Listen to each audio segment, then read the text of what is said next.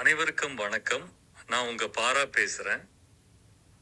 திருப்பாவை பாடல் ஒன்றும் அதன் பின் அதற்கு உண்டான விளக்கமும் இந்த பதிவுல இருக்கு.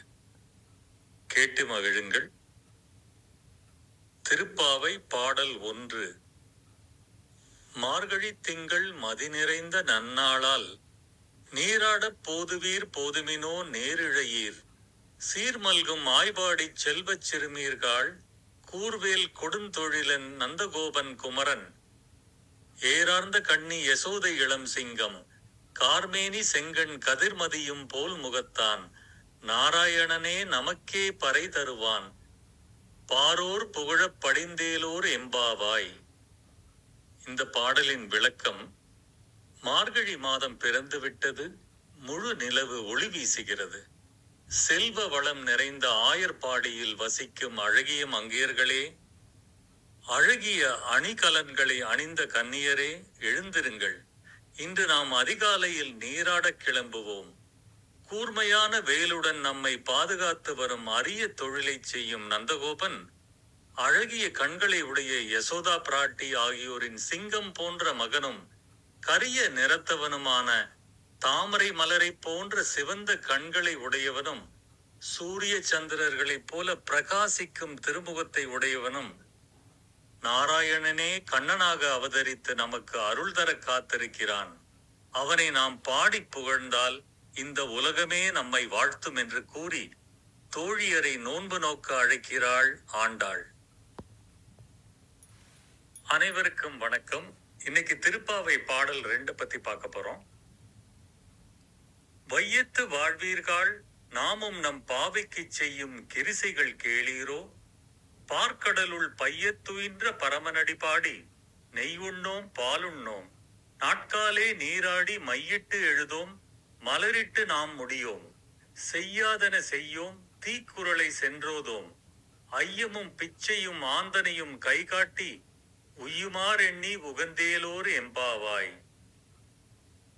திருமால் கண்ணனாக அவதரித்த ஆயர்பாடியில் வாழும் சிறுமிகளே, நாம் இவ்வுலகில் இருந்து விடுபட்டு அந்த பரந்தாமனின் திருவடிகளை அடைவதற்காக விரதம் இருக்கும் வழிமுறைகளை கேளுங்கள். நெய் உண்ணக்கூடாது, பால் குடிக்கக்கூடாது, அதிகாலையிலே நீராடிவிட வேண்டும். கண்ணில் மை தீட்டக்கூடாது, கூந்தலில் மலர் சூட்டக்கூடாது. மார்கழியில் பூக்கும் மலர்கள் அனைத்தும் மாலவனுக்கே சொந்தம் என்பதால் தீய செயல்களை மனதாலும் நினைக்க கூடாது. தீய சொற்களை சொல்வது கூட பாவம் என்பதால் பிறரை பற்றி கோள் சொல்லக்கூடாது. இல்லாதவர்களுக்கும் துறவிகளுக்கும் ஞானிகளுக்கும் அவர்கள் போதும் போதும் என்று சொல்லும் அளவுக்கு தர்மம் செய்ய வேண்டும். இந்த பாடலுக்கு விளக்கம்: ஒரு செயலில் வெற்றி பெற கட்டுப்பாடு மிகவும் அவசியம். வாயை கட்டி போட்டால் மனம் கட்டுப்படும். மனம் கட்டுப்பட்டால் கடவுள் கண்ணுக்கு தெரிவான். அதனால்தான் பாவை நோன்பின் போது நெய், பால் முதலியவற்றை தவிர்த்து உடலை காப்பதுடன் தீய சொற்கள், தீய செயல்களை தவிர்த்து மனதை சுத்தமாக்குவதையும் கடமையாக்குகிறாள் ஸ்ரீ ஆண்டாள். இந்த பாடல் 107வது திருப்பதியான திருப்பார்கடல் குறித்து பாடப்படுகிறது. திருப்பாவை பாடல் 3.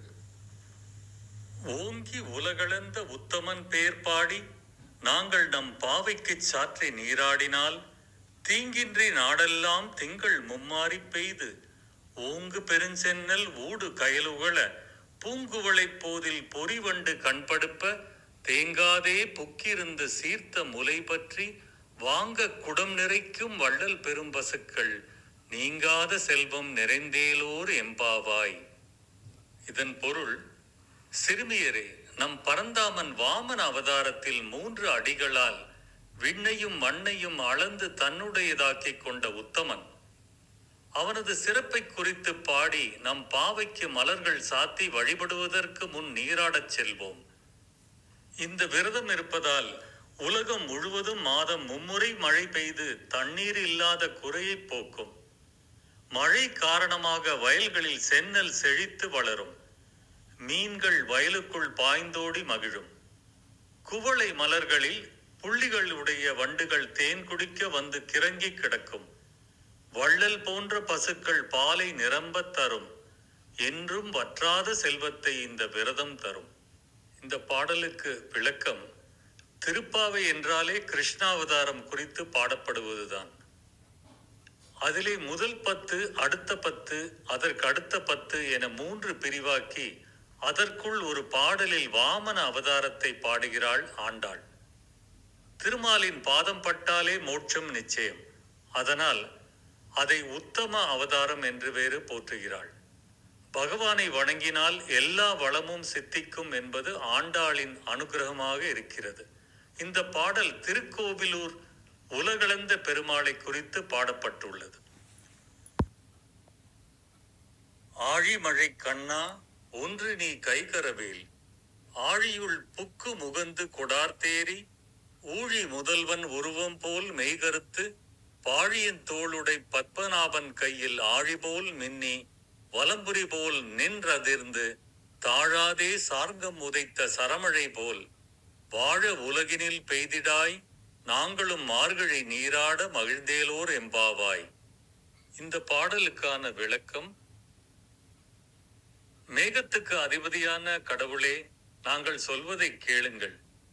உங்களிடம் ஒரு சொட்டு தண்ணீரை கூட வைத்துக் கொள்ளாதீர்கள். கடல் நீர் முழுவதையும் முகர்ந்து கொண்டு மேலே சென்று உலகாளும் முதல்வனாகிய கண்ணனின் நிறம் போல் கருத்து வலிமையான தோள்கள் உடைய பத்மநாபனின் கையில் உள்ள பிரகாசமான சக்கரத்தை போல மின்னலை வீசி, வலம்புரிச் சங்கு ஒலிப்பது போல இடி ஒலி எழுப்பி, வெற்றியை மட்டுமே ஈட்டும் அவனது சார்ங்கம் என்னும் வில்லில் இருந்து புறப்படும் அம்புகளைப் போல மழை பொழிவாயாக. அம்மழையால் நாங்கள் இவ்வுலகில் மகிழ்வுடன் வாழ்வோம். மார்கழி நீராடலுக்காக எல்லா நீர் நிலைகளையும் நிரப்பி எங்களை மகிழ்ச்சி அடையச் செய்வாயாக. திருப்பாவை பாசுரம் 5. மாயனை மன்னு வடமதுரை மைந்தனை, தூய பெருநீர் யமுனை துறைவனை, ஆயர் குலத்தினில் தோன்றும் அணிவிளக்கை, தாயை குடல் விளக்கம் செய்த தாமோதரனை, தூயோமாய் வந்து நாம் தூமலர் தூவித் தொழுது, வாயினால் பாடி மனத்தினால் சிந்திக்க, போய பிழையும் புகுதருவான் நின்றனவும், தீயினில் தூசாகும் செப்பேலோர் எம்பாவாய். இந்த பாடலுக்கு விளக்கம், வியப்புக்குரிய செயல்களை செய்பவனும் பகவானும் மதுராபுரியில் அவதரித்தவனும் பெருகியோடும் தூய்மையான நீரை கொண்ட யமுனை நதிக்கரையில் விளையாடி மகிழ்ந்தவனும், ஆயர் குலத்தில் பிறந்த அழகிய விளக்கு போன்றவனும், தேவகி தாயாரின் வயிற்றுக்கு பெருமை அளித்தவனும், இவனது சேஷ்டை பொறுக்காத யசோதை தாய் இடுப்பில் கயரை கட்ட அது அழுத்தியதால் ஏற்பட்ட தழும்பை உடையவனும், எங்கள் கண்ணனை நாங்கள் தூய்மையாக நீராடி மனம் வீசும் மலர்களுடன் காண புறப்படுவோம். அவனை மனதில் இருத்தி அவன் புகழ் பாடினாலே போதும். செய்த பாவ பலன்களும் செய்கின்ற பாவ பலன்களும் தீயினில் புகுந்து தூசு போல காணாமல் போய்விடும். நன்றி வணக்கம் சொல்வது உங்கள் பா. ரா. மீண்டும் அடுத்த ஒரு பாடலில் சந்திப்போம்.